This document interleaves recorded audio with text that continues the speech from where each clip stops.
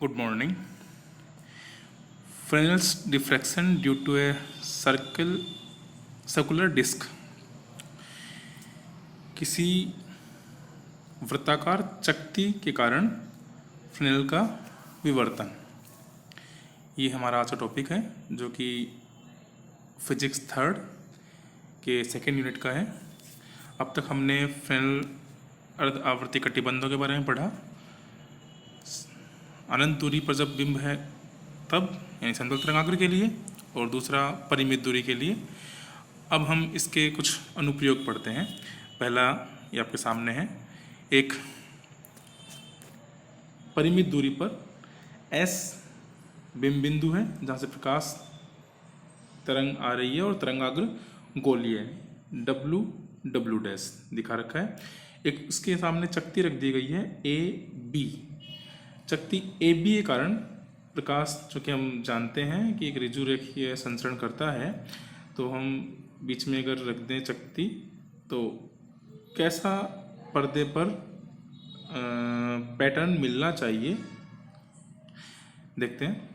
ये AB से होकर कोई प्रकाश आगे जा नहीं सकता, तो अगर हम सीधी रेखा खींचें S से A होती हुई, तो वो आगे पर्दे पे जाके मिलती है G पर, और S से B होती हुई देखें तो वो मिलती है F पर। इट मीन्स G और F के बीच में है छाया क्षेत्र, यहाँ पे छाया रहनी चाहिए। और G से ऊपर और F से नीचे ये होंगे प्रकाश क्षेत्र। ओके, तो ये कॉमन है कि ऐसा होना चाहिए, लेकिन एक्चुअल में क्या देखा गया कि G के नीचे और F के ऊपर यहाँ भी प्रकाश मिलता है। जो बिंदु P, S को O ध्रुव बिंदु से मिलाएं और सीधा आगे बढ़ाएं तो बिंदु P मिलता है, पर्दे का केंद्र। पर्दे का केंद्र P चमकीला मिलता है, यहाँ प्रकाश मिलता है, अंधेरा नहीं होता, छाया नहीं होती। और इसके चारों ओर सर्कुलर रिंग मिलती हैं प्रकाश की। फिर प्रकाश क्षेत्र में भी एक समान प्रकाश न होके उसमें भी प्रकाश की तीव्रता कम ज़्यादा होती रहती है, तो ये देखने में मिलते हैं। तो ये क्यों होता है आइए समझते हैं। ये वैसे होता है विवर्तन के कारण, लेकिन कैसे ये हम समझते हैं अर्ध आवर्ती कटिबंधों की सहायता से। पहला, बिंदु P पर किस तरह का तीव्रता वितरण होगा वो देखें। तो बिंदु P को हमने केंद्र बिंदु माना और बिंदु P को S से मिलाएं तो बिंदु O जो यहाँ पे है वो हो जाएगा इसका तरंगाग्र का ध्रुव। अब हम इसको अर्ध आवर्ती कटिबंधों में बांट लें तरंगाग्र को, जहाँ पीछे हमने पढ़ा था। तो E0 प्रथम अर्धावर्ती कटिबंध से E01, दूसरे से E02, तीसरे से E04, इस तरह से हमें लगातार मिलते रहेंगे आयाम। ओके, तो बिंदु P पर तीव्रता और आयाम कितने होंगे ये देखने के लिए ये निर्भर करता है चकती के आकार पर। क्योंकि यदि चकती का आकार, पहला केस, चकती का आकार प्रथम अर्ध आवर्ती कटिबंध के क्षेत्रफल के बराबर है, तो प्रथम अर्ध आवर्ती कटिबंध को वो ढक देगी, तो वो हमें दिखाई नहीं देगा, वो बिंदु P पे दिखाई नहीं देगा। बिंदु P पे दूसरा, तीसरा और आगे तक सारे अर्ध आवर्ती कटिबंध दिखाई देंगे। तो कुल आयाम मिलेगा E0 equal to minus E02, E01 नहीं है, E02 से स्टार्ट हो रहा है, E0 minus E02 plus E03 minus E04।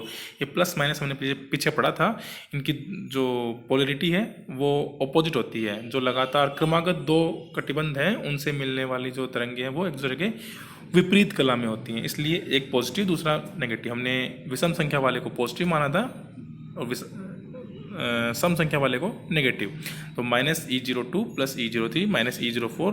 और हमने सोल्व किया था, जब n का मान बहुत अधिक हो तो जो पहला अर्ध आवर्ती कटिबंध है उसके आयाम का आधा हमें रिजल्टेंट के रूप में मिलता है। तो ये माइनस E02/2 ये हमें परिणामी आयाम मिल जाएगा, और तीव्रता E02 स्क्वायर बाई 4 यानी I2/4 जो द्वितीय अर्धावर्ती कटिबंध है उससे मिलने वाली तीव्रता का चौथाई। ओके, दूसरा केस, यदि दो अर्ध आवर्ती कटिबंध ढक रहा है तो E0 इक्वल टू E03, 1 और 2 ढक गए हैं, 3 से स्टार्ट होगा। और परिणामी आयाम E03/2 और परिणामी तीव्रता I3/4। इस तरह हम देख रहे हैं कि जैसे जैसे शक्ति का आकार बढ़ता जाएगा वैसे वैसे बिंदु P पर तीव्रता का मान कम होता जाता है, क्योंकि हम जानते हैं I1 is greater than I2 is greater than I3 is greater than I4। जैसे जैसे हम आकार बढ़ाते जाएंगे शक्ति का वैसे वैसे तीव्रता का मान बिंदु P पर कम होता जाएगा, लेकिन हमेशा ही बिंदु P चमकीला रहता है।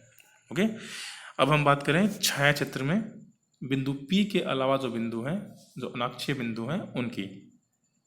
हम कोई बिंदु P1 ले लें, जैसे यहाँ पे चित्र में दिखाया गया है बिंदु P1, P से ऊपर या नीचे कहीं भी ले सकते हैं। तो बिंदु P1 को हम मिलाएं अगर S से, तो ये तरंगाग्र को O1 बिंदु पे काटता है। O1 इसके लिए तरंगाग्र का ध्रुव हो गया।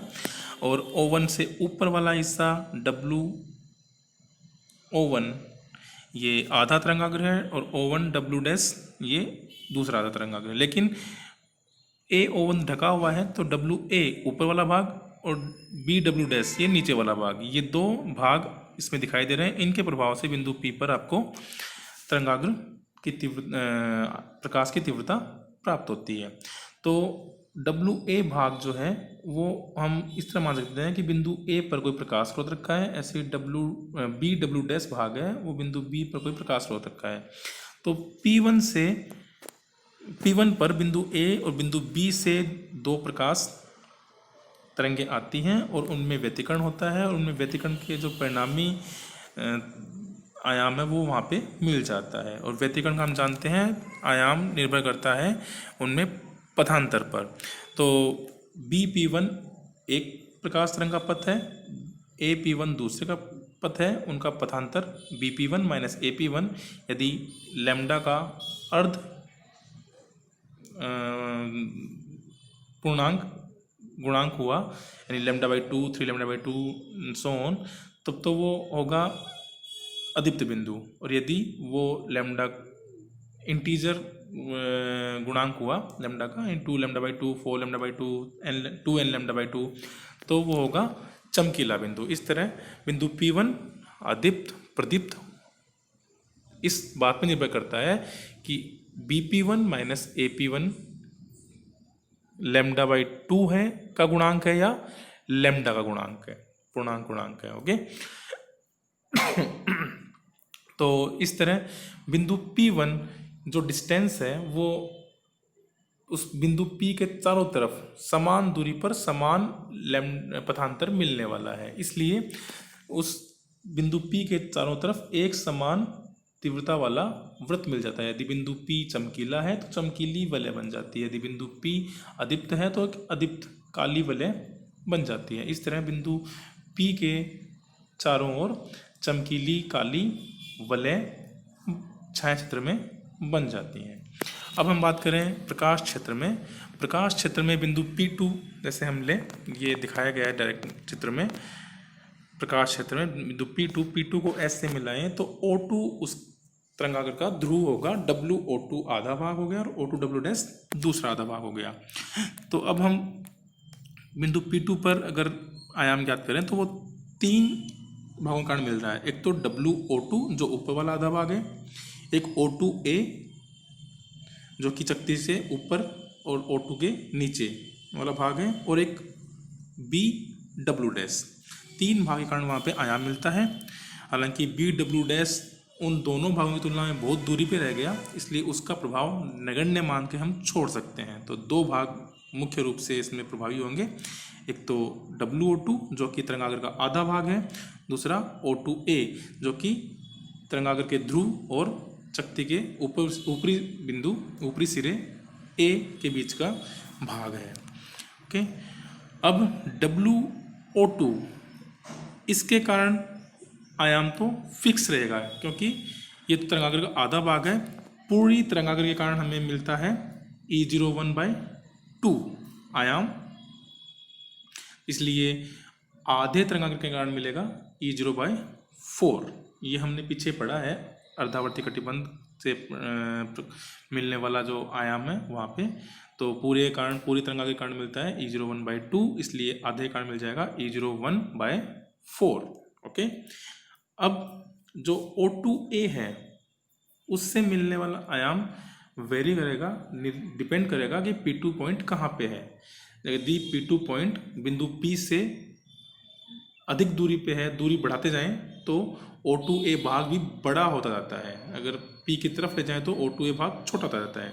तो O2A भाग के अंदर जो अर्धावर्ती कटिबंधों की संख्या है वो चेंज होती है। ओके, तो यदि O2A भाग में केवल प्रथम अर्ध आवर्ती कटिबंध का आधा भाग ही आ रहा हो तो O2A के कारण E01/2 आयाम मिल जाता है, क्योंकि आधा भाग तो O2 से ऊपर है।